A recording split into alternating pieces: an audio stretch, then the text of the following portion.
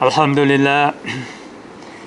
Alhamdulillah nahmadahu wa nasta'inuhu wa nastaghfiruh. Wa na'udhu billahi min shururi anfusina wa min sayyiati a'malina. May yahdihillahu fala mudilla lahu wa may yudlilhu fala hadiya lahu. Wa nashhadu an la ilaha illallah wahdahu la sharika lahu. Wa nashhadu anna Muhammadan abdahu wa rasuluh. أرسله الله إلى كافة للناس بشيرا ونذيرا وداعيا إلى الله بإذنه وسراجا منيرا. أعوذ بالله من الشيطان الرجيم. يا أيها الذين آمنوا إذا نودي للصلاة من يوم الجمعة فاسعوا إلى ذكر الله وذروا البيع ذلكم خير لكم إن كنتم تعلمون. أما بعد، فقد قال الله سبحانه وتعالى في كتابه العزيز: أعوذ بالله من الشيطان الرجيم. إن صلاتي ونسكي ومحياي ومماتي لله رب العالمين. صدق الله العظيم وصدق رسوله النبي الكريم ونحن على ذلك من الشاهدين والشاكرين والحمد لله رب العالمين. All praises are for Allah subhanahu wa ta'ala, the one who is deserving of all praise and thanks and gratitude. And we send our salutations and peace and blessings on his last and final messenger, Muhammad sallallahu ta'ala alayhi wa sallam. We thank Allah subhanahu wa ta'ala for blessing us with today, Yawmul Jum'ah. And we beg Allah subhanahu wa ta'ala to make it easy for all our brothers and sisters across the globe who are suffering, and may Allah subhanahu wa ta'ala protect them and grant them ease. The month of Ramadan has gone. Our lifespan is made up of days, months, and years. And during this lifespan, we can either do good deeds or bad deeds. We need to also bear in mind that during this lifespan that we have, there is a unseen patrol officer, and he patrols each and every individual day and night, and he is just waiting from the command of his, if I may use the term, commissioner, his Lord, his authority, to take the souls of those whose time is up during this lifespan that we have.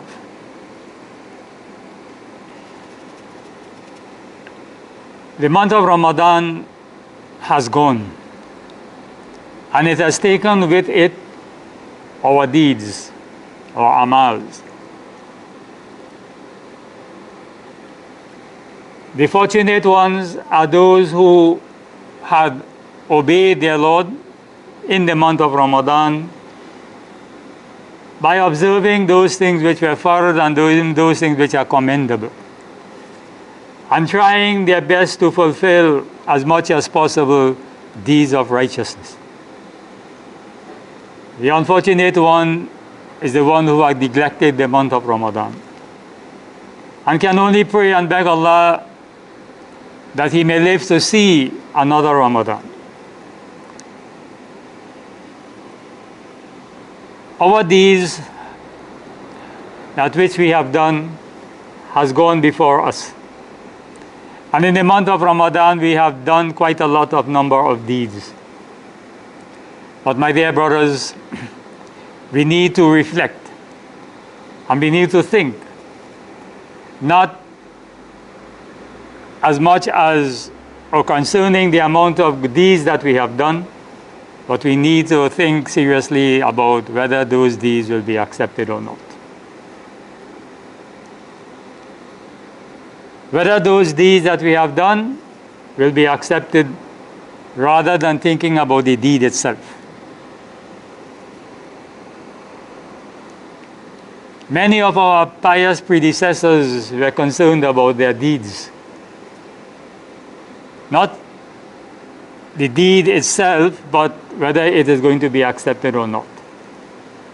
And we should also think in that manner as well.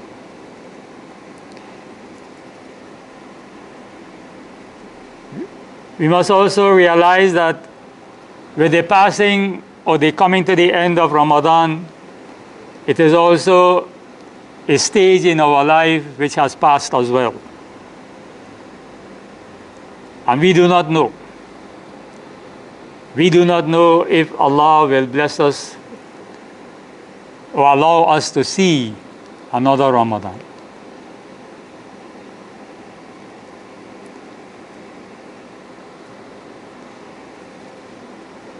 Allah subhanahu wa ta'ala is not only the Lord of the month of Ramadan, He is also the Lord of the other 12 months. And for many of us, unfortunately, at the end of Ramadan, we close the book, as if to say, well, I have done enough. And now I am free to do what I, will like to do or what I want to do. Let us remind ourselves that Allah subhanahu wa ta'ala is ever watchful. And He sees and He knows and He hears everything.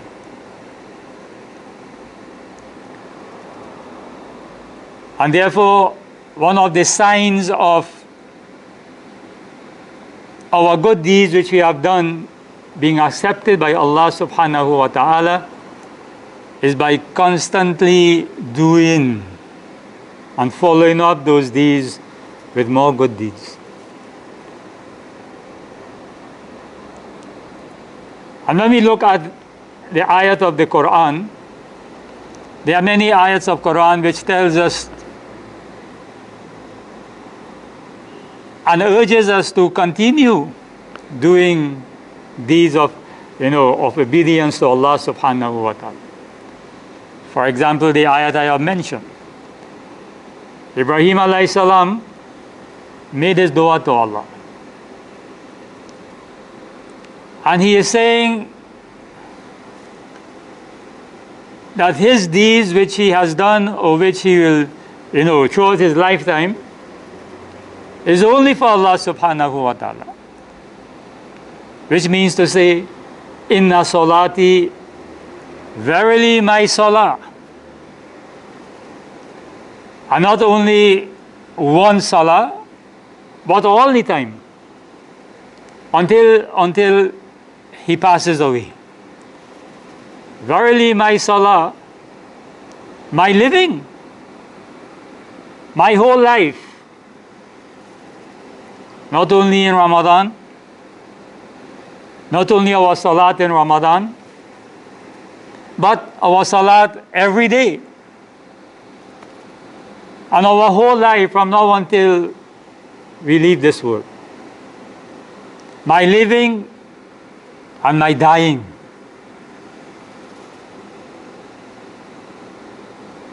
That will come. We need to bear in mind we do not know when. And so we should think that it will be any moment. And more so what is happening in the world today. So not only our life, our living is for Allah, but our dying should be for Allah as well. In other words, the Quran is telling us in another ayat, Ya ayyuhalladhina amanu taqullah haqqa tuqatihi wa la tamutunna illa wa antum muslimun. O you have Iman, fear Allah as you ought to be feared. This is part of Iman. Meaning, try your best not to disobey because you fear the wrath and punishment of Allah.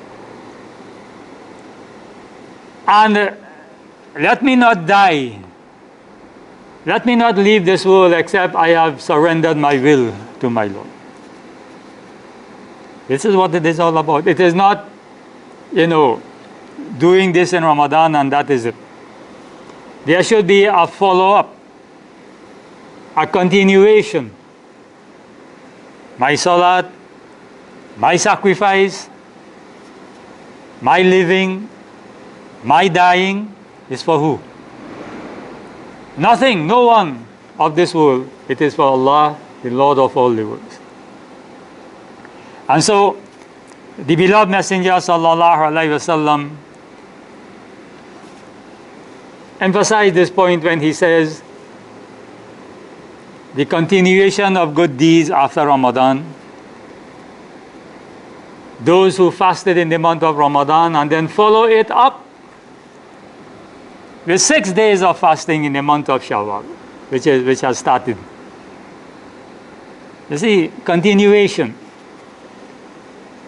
It is not far, but it is commendable. And it helps you to realize, well, look, this is something I have to continue during my life.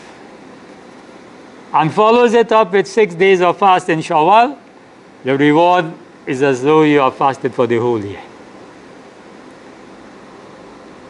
And we know in the month of Ramadan, especially we think about the last 10 nights, Allah subhanahu wa ta'ala descends. He descends, he comes down to the lowest heaven. How he descends, how he comes down, we do not know. It's not like our moving from one level to another level, or a lower level. But Rasulullah sallallahu alaihi wasallam also said that every night, not just in Ramadan, but every night Allah subhanahu wa ta'ala descends. And just as we think about the last 10 nights and many who have performed their tahajjud salat and so on, feel that closeness to Allah. Then this is one of the commendable acts as well after Ramadan. To continue waking up and praying your tahajjud salah. The beloved Messenger sallallahu alaihi wasallam said that those deeds that are most loved by Allah, no matter how small it is, are those deeds which are ongoing, continuous. And as I mentioned, it helps us to think and to realize to some level that our deeds have been accepted which we have done in the past. By continuing to do the same thing as life exists. And so we must also realize that the one who has guided us, the one who has, caused us to turn to Him, and we have all turned to Allah, there's no doubt about it, more so in Ramadan. And He has given us that tawfiq, that ability to perform our deeds. Whether we do it here in the masjid or we do it at home, it will be a form of ingratitude. It will be a form of negligence on our part. For the one who has guided us and caused us to turn back to Him, now, after Ramadan, we turn away from Him. May Allah protect us all. And finally, we all know the feelings and the joy and the happiness of the day of Eid. We all know that. We all experience that. And this joy and this happiness is not really what we prepare on that day, It's not those lavishly food that we prepare on that day. That is just part that adds to the enjoyment But think about it this way. That joy, that happiness, that feelings of satisfaction within your own self, that you have, Allah has allowed you to complete the month of Ramadan and has allowed you to fast in the month of Ramadan, and that is the joy, that is the feelings that one gets on that day of Eid. And we can analyze this in a different way. Every day that we witness, every day that comes to us and we witness this day, at the end of the day, if we put an assessment on ourselves, we assess ourselves at the end of the day, and then we see, or we recall that, today I have not disobeyed Allah.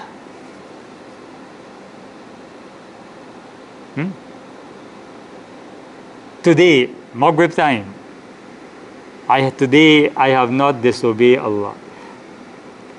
That is the joy. That is a day of Eid as well. Because that feelings of joy comes to you, that you have today obey your Lord. You know what is that? You know what feeling is that? And the other way around as well. At the end of the day, you make assessment of yourselves and you tell yourself, well, you know what? Today I have obeyed Allah. Today, Maghrib time, this day, I have obeyed my Lord.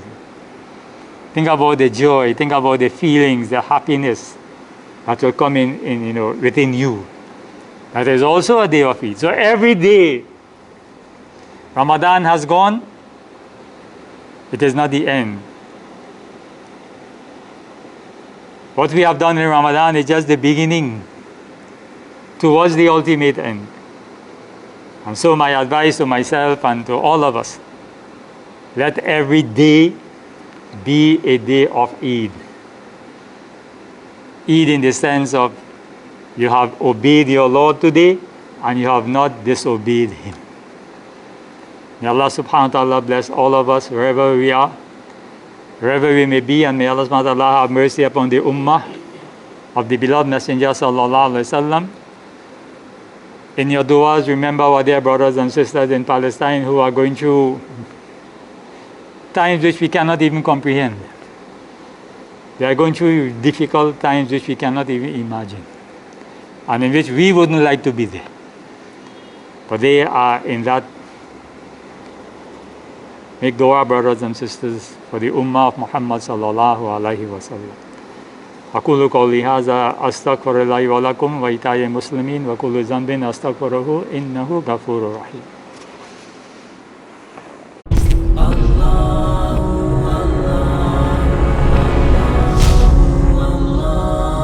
Allah